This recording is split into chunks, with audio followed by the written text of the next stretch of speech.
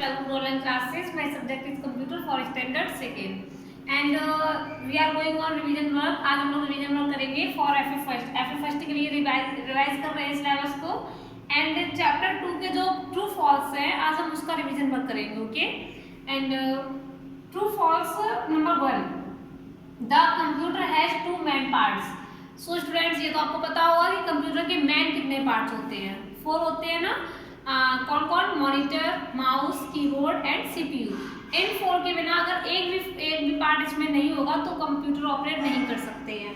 तो इसलिए उसके मेन पार्ट कितने होते हैं? 4 एंड यहाँ कितना है? 2. तो ये रॉन्ग है ना, तो हम यहाँ क्या लिखेंगे?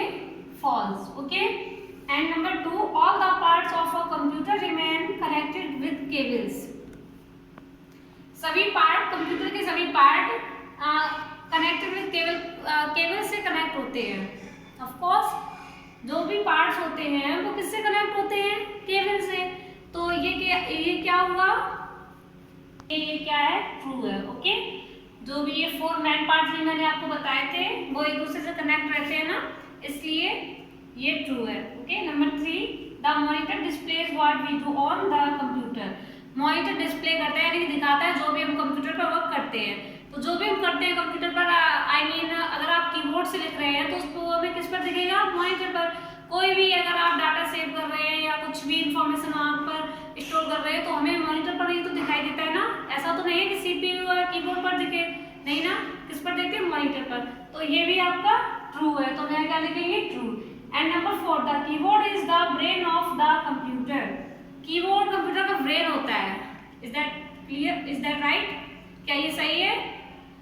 नहीं है ना, बिकॉज जो कंप्यूटर का ब्रेन होता है वो होता है सीपीयू एंड कीबोर्ड क्या है? कीबोर्ड तो टाइप राइटिंग मशीन है. तो ये फॉल्स है, तो मैं क्या लिखेंगे? फॉल्स. और सीपीयू ब्रेन क्यों होता है? क्योंकि सीपीयू सारे पार्ट्स को कंट्रोल करता है, जो भी उसके फंक्शन होते हैं कंप्यूटर के उन्हें कंट्रोल करता है एंड कैलकुलेशन करता है, इसलिए CPU brain of the computer होता है, कीबोर्ड नहीं. Okay number 5, the mouse is a pointing device. Mouse pointing device है. जो माउस होता है इसको हम ड्रैग करते हैं एंड उसका जो पॉइंटर होता है उसको पॉइंट, जब भी कुछ हमें कोई भी आइटम वहाँ पर मॉनिटर पर कोई भी आइटम है अगर सिलेक्ट करना है या पॉइंट करना है तो हम किसका यूज करते हैं? माउस का. तो माउस कैसा डिवाइस हुआ? Pointing device. तो ये भी आपका ट्रू है. ओके सो आई होप आपको ये समझ में आ गए हो. इसमें तो कुछ ज़्यादा ऐसा है नहीं, डिफिकल्टीज तो है नहीं, बट फिर भी कंप्यूटर हैज 2 मेन पार्ट्स. मैं फिर से रिपीट कर रही हूँ, कंप्यूटर के 2 मेन पार्ट्स होते हैं. Of course not. तो ये फॉल्स है क्योंकि कंप्यूटर के 4 मेन पार्ट्स होते हैं. All the parts of a computer remain connected with cables. जो भी पार्ट्स होते हैं वो सब एक दूसरे से कनेक्ट रहते हैं. ऑफ कोर्स रहते हैं, तो ये ट्रू है. The monitor displays what we do on the computer. Monitor जो होता है वो डिस्प्ले करता है, दिखाता है जो भी हम कंप्यूटर पर करते हैं. तो ये भी ट्रू है. ऑफ कोर्स दिखाता है क्योंकि जो भी वर्क हम कंप्यूटर पर करते हैं वो हमें कौन शो करता है? Monitor. And number 4, the keyboard is the brain of computer. Keyboard computer का ब्रेन होता है. होता है क्या? नहीं ना, ये फॉल्स है क्योंकि कंप्यूटर का ब्रेन सीपीयू होता है. सीपीयू क्यों होता है?